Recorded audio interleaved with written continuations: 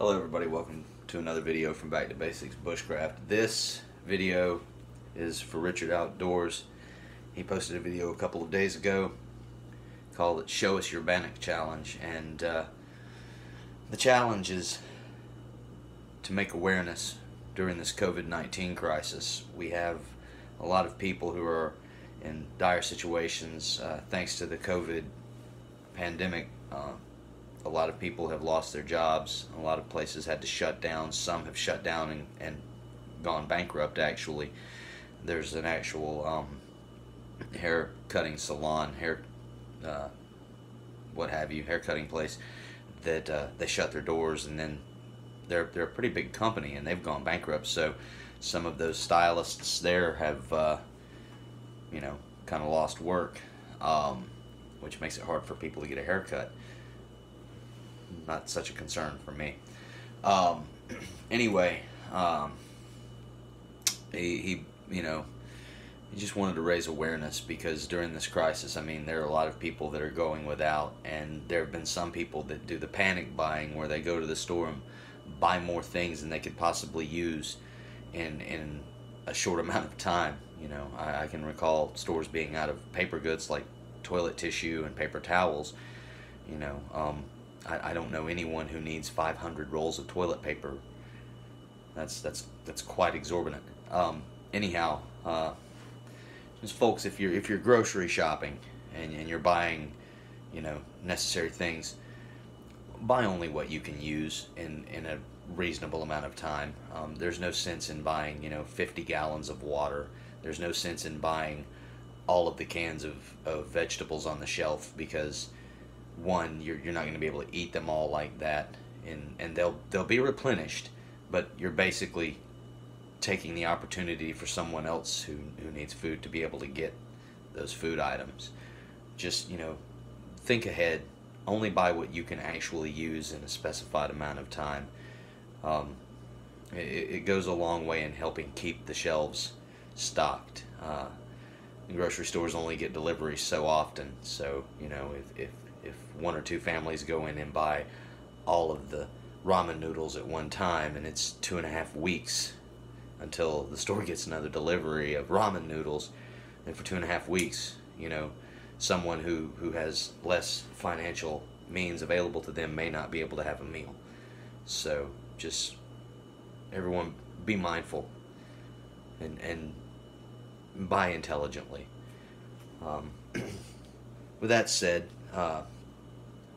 I kind of got a little bit of ahead, and then I realized that I hadn't started recording yet, so I'm not too far ahead, but basically I'm going to come over here and give you a little bit of what's going on. I use a few ingredients, just very few, just like in Richard's video. There are several recipes for Bannock. It's all upon how you want to make it. That you can make sweet Bannocks, you can make savory Bannocks.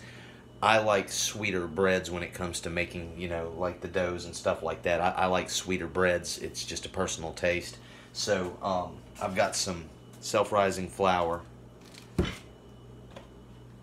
For my wet ingredient here at home, seeing as I can't really get out in the woods right now and do this, I'm just using a little bit of half and half, because it's half cream, half milk. Normally I would take powdered milk with me and then add water into my dry ingredients as I needed it. A pinch or so of sugar, and I like to put oatmeal in some of my Bannocks, because it's hearty. It's got some vitamins in it, a little bit of protein, but oatmeal goes a long way. It's a staple food. I like a little bit of fruit in my Bannock as well. And going back to not buying anything more than what you need, I haven't really bought any dried fruits lately that I would normally take. Like I said, I'm not going out into the woods at the moment, but just for ease of prepping here and continuing the challenge, I'm using a little instant oatmeal pack of blueberries and cream one, which I haven't done this before, but I have used regular quick oatmeal and then dried fruit. The cream part of this instant oatmeal, we'll see what kind of a taste we get out of it. It shouldn't really affect it too much. But anyhow, I've started mixing my dough, and just like in Richard's video, the dough You see how it's kind of breaking, and basically you clean all the dry ingredients off, adding a little bit of cream, and you should wind up with a dough that you can kind of form with your hand a little bit.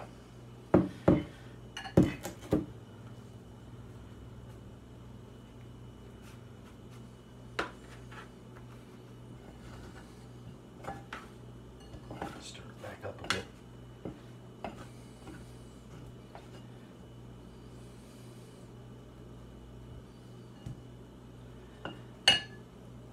Take it out, roll it around in my hand a bit, press it down,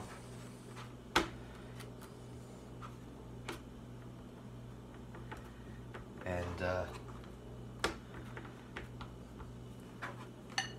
I've got a Bannock loaf about the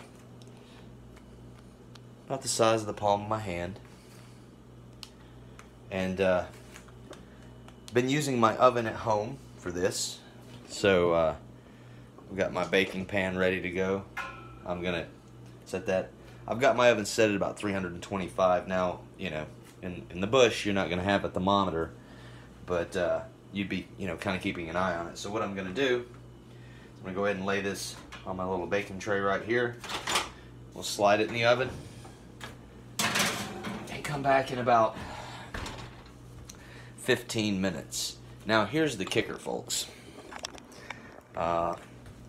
I record all of my videos on my phone. I don't have fancy recording equipment. I don't have cameras. I don't use video editing software. So generally what happens is I film a video, and if I'm in the middle of that video and I don't like it, I stop and I start over, and I record the material until I get it right and like what I see. And then I go back and I watch the video, and the only editing I do is a few seconds off the initial recording where I'm walking around after hitting the record button on my phone and then getting in position to start the video, and then the last few seconds of, you know, stopping the video and what have you. So all of my videos are just raw, and that being said, I'm going to stop the video for now, and this video is going to be in 2 parts. So part 1 is now, where I showed you, you know what, Richard, here's my Bannock mix, and then throwing it in the oven. And then part 2 is after it's finished cooking, taking it out and showing you the finished product and taking a bite. So I'll be right back, and see you soon.